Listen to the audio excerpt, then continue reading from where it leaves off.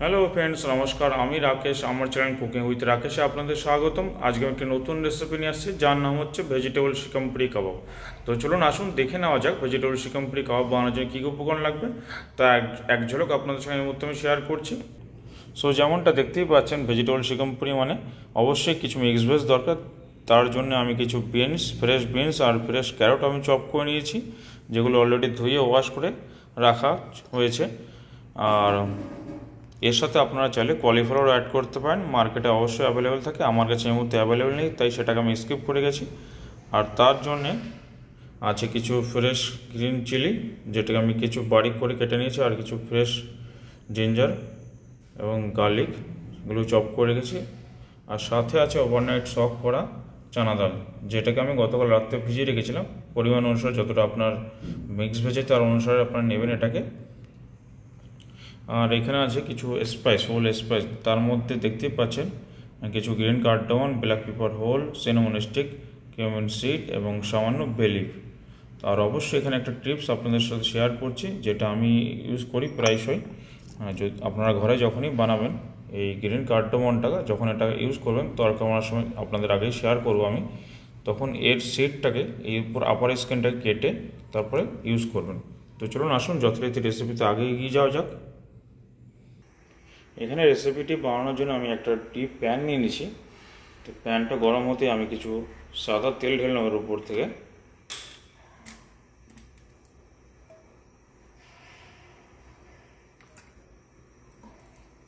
তেলটা গরম হয়ে আসুক। তো এখানে দেখতে পাচ্ছেন তেলটা গরম হয়ে আসছে, আর এর উপর থেকে আমি এই স্পাইসগুলো ঢেলে নেবো। আর গ্রিন কার্ডামনগুলোকে আপার স্কিনটা ফিল করে আমি তার ভিতরে সিডগুলো ঢেলে নিয়েছি। এটাকে একটু নাড়িয়ে নেব তেলের উপর থেকে।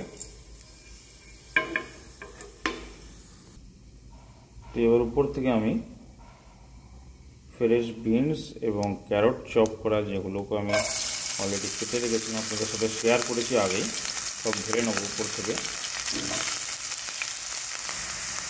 উপর থেকে গ্রিন চিলি, আদা এবং রসুন চপ যেটা করা ছিল সেটাও ঢেলে নেব।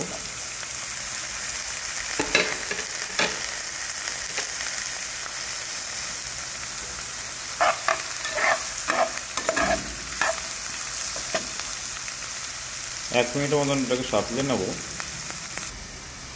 মিনিট 1 থেকে 2 পরে আপনারা উপর থেকে চানা ডালগুলো, যেগুলোকে রাত্রে ভিজিয়ে রেখেছিলেন, সেগুলো ঢেলে দেবেন। এবার এই অবস্থায় আমি উপর থেকে কিছু পাউডার মশলা দিয়ে নেব। কিছু টার্মেরিক পাউডার, কিছুটা মাত্রা কিউমিন পাউডার, কিছু কাশ্মীরি চিলি পাউডার এবং সল্ট স্বাদ অনুসারে অবশ্যই। এবার যথারীতি এটাকে নাড়িয়ে নেব এবং কিছু করিন্ডার পাতা ঢেলে দেওয়ার মধ্যে।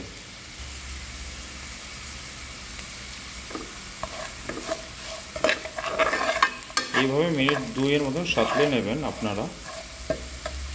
দেখতেই পাচ্ছেন এই রেসিপিটি একেবারে সম্পূর্ণ ঘরোয়াভাবে কীভাবে বানানো যায় সেটাই আপনাদের দেখাচ্ছি আমি। 2 মিনিটের মতন সাঁতলে নিয়েছি। এবার উপর থেকে আমি কিছু উষ্ণ গরম জল দিয়ে দেব।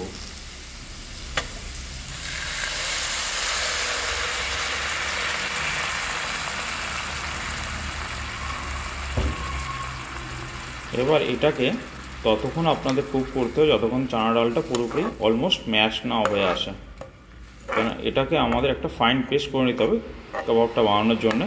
তো চলুন লিড লাগিয়ে আমরা এটাকে কুক হতে দিই। আর এটার একটি অতি সহজ উপায় আছে, যদি আপনাদের কাছে সময় কম থাকে তবে আপনারা কি করবেন, ছোট কোনো প্রেসার কুকার থাকলে পরে আপনাদের বাড়িতে উপলব্ধি, তার মধ্যেও ঢেলে দিয়ে কুক করে নিতে পারেন। 2টো সিটি মেরে নিলেই হয়ে যাবে। 2 থেকে 3টে সিটি মেরে নেবেন, তারপরে বের করে নেবেন। এখানে এই মিক্স ভেজ আর চানা ডাল যতক্ষণে না কুক হচ্ছে ততক্ষণে আমি এই কাবাব বানানোর জন্য কাবাবের যে স্টাফিংটা দরকার তার প্রিপারেশন করে নিই।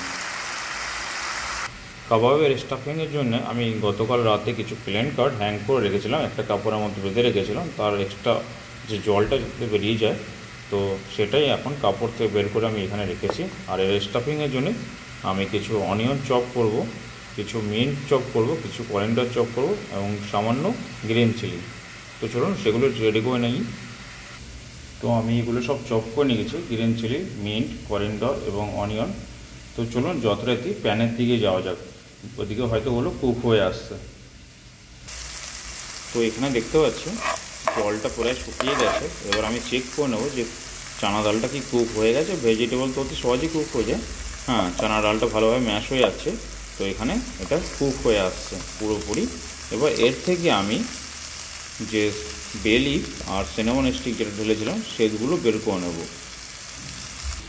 আর এখানে এখন আমি একটা বয়েল আলু, যেটা আমি গতকাল বয়েল করে রেখেছিলাম, তার মধ্যে 1 পিস আলু আমি রেখেছি, আর সেটা আমি এখন এর মধ্যে গ্রেট করে নিয়ে ঢেলে নেব।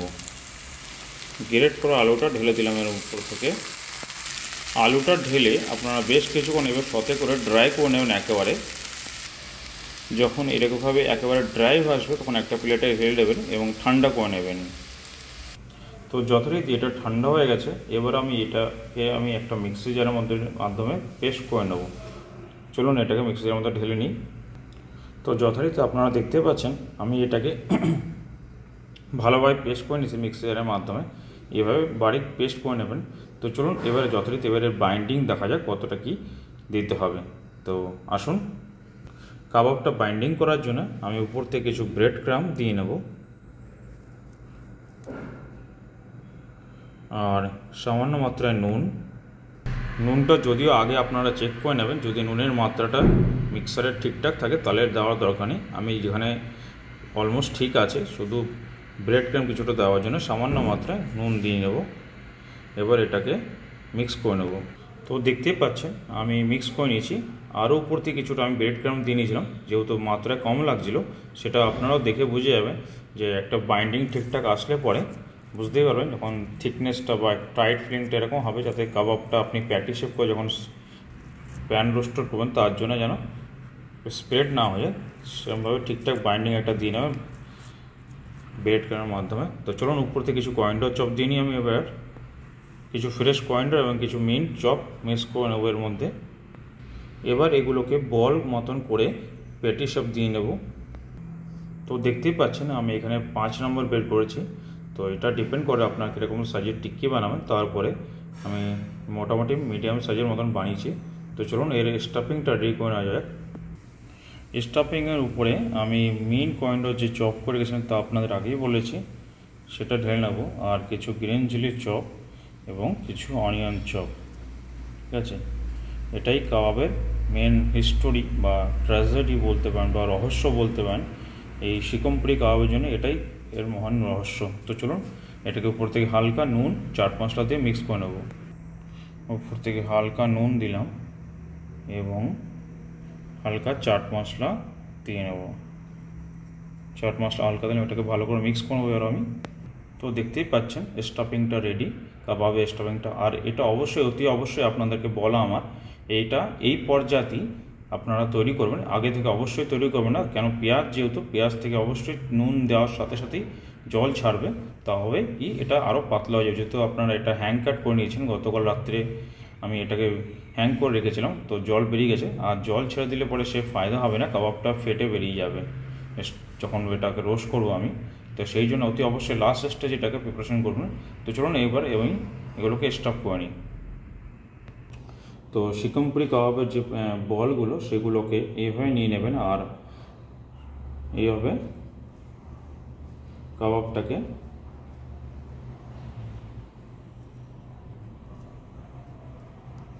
করে নিয়ে ঠিক শিকম মতলব পেট, ঠিক আছে, এটা শিকমপুরি কাবাব এই জন্যই নাম রাখে শিকম মতলব পেট। এর পেট বানিয়ে নিতে হবে।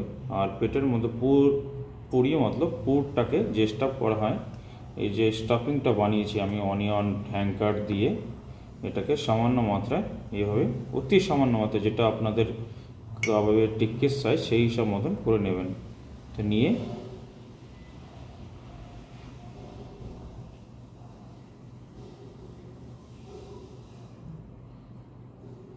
এইভাবে বল করে নিয়ে হালকা দু হাত দিয়ে প্রেস করে পেটি শেপ দিয়ে নেবেন। স্টাফিংটা ঠিক ততটাই ঢালবেন যতটা এর থেকে প্রেস করলে পরে বাইরে যেন বেরিয়ে নিয়ে আসে। এইভাবে করে করে সবগুলো আমি নিয়ে ফিরে আসছি আবার আপনাদের সম্মুখে। তো এখানে আপনারা দেখতে পাচ্ছেন প্যাটেগুলো আমি ঠিক এভাবে রেডি করে নিয়েছি। তো চলুন এগুলোকে হালকা গ্রিল করার জন্য আমি একটা তাওয়া নিয়ে নিই। এখানে আমি একটা ননস্টিক তাওয়া নিয়ে নিয়েছি আর ফায়ার অন করে দিয়েছি। এটা গরম হয়ে আসতে হালকা উপর থেকে তেল দিয়ে নেব। এখানে আমি তেল ঢেলে গরম করে নিয়েছি তেলটাকে। কাবাবটা কিছুই না হালকা কালার দিতে, যেহেতু এটা অলরেডি কুক আছে, তো শুধু হালকা কালার দেওয়ার জন্য, রোস্টিং কালার দেওয়ার জন্য এটা করা, আর কিছুই না। আর আপনারা চাইলে এখানে তেলের জায়গায় বাটার বা ঘি যদি আপনাদের ঘরে উপলব্ধ থাকে, ঘি দিলে তো ঘিয়ের ফ্লেভারটা খুব স্ট্রংলি আসবে কাবাব উপরের থেকে, খেতেও ভালো লাগবে। তো ঘিও ইউজ করতে পারেন। আর আমার কাছে সব কিছুই আছে, বাট এই মুহূর্তে আমি তেল দিয়েই এটাকে ইউজ করছি, রোস্ট করছি। যাই হোক, ভুলের জন্য মার্জনা করবেন। তো চলুন এগুলোকে গ্রিল করে আমি ফিরে আসছি। এইভাবে আমি 1 বাই 1 ঢেলে নেব।